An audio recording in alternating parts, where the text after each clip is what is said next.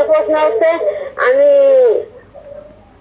6 লাখ টাকা 32,000 টাকা আছে, আমি এই টাকাটা যদি কোনো ইসলামিক ব্যাংকে রাখি, রাখার পরে যদি আমার যে টাকাটা দেবো ওই টাকা রাখি আমার নিয়ে জাহেজ হবে?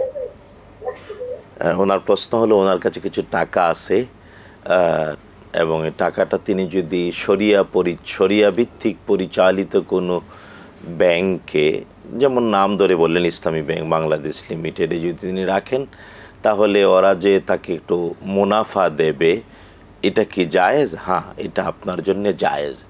কারণ এটা আলহামদুলিল্লাহ সুম্মা আলহামদুলিল্লাহ যে বাংলাদেশের সরকার স্বীকৃত, সরকার দ্বারা নিয়ন্ত্রিত বাংলাদেশ ব্যাংক কর্তৃক লাইসেন্স প্রাপ্ত হয়ে শরিয়ার অনুকূলে ব্যাংকিং পরিচালিত হয় বাংলাদেশে।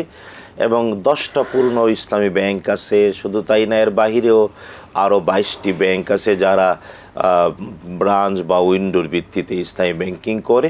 যারা এই শরিয়া মোতাবেক পরিচালিত ব্যাংকিং করে তারা সব কিছুই A to Z ইসলামের অনুকূলে করতে বাধ্য আইনের ভিতরে থেকে, আর না হয় লাইসেন্স থাকবে না। তাই একজন সাধারণ গ্রাহক হিসেবে সরকারের দ্বারা নিয়ন্ত্রিত, সরকারের বিভিন্ন সংস্থা কর্তৃক অডিটকৃত, এমনকি সরকারের আইন দ্বারা আরও যেমন শরিয়া বোর্ড, শরিয়া অডিট, এগুলার দ্বারা পরিচালিত হওয়ার কারণে একজন সাধারণ গ্রাহকের উপরে এর দায়ভার পড়বে না বলেই উলামাদের অভিমত। আর তাই আপনি শরিয়া মোতাবেক পরিচালিত বা ইসলামী ব্যাংক এর মধ্যে রাখলেন, আপনাকে যা মুনাফা যা দেবে অবশ্যই আপনার জন্য হালাল।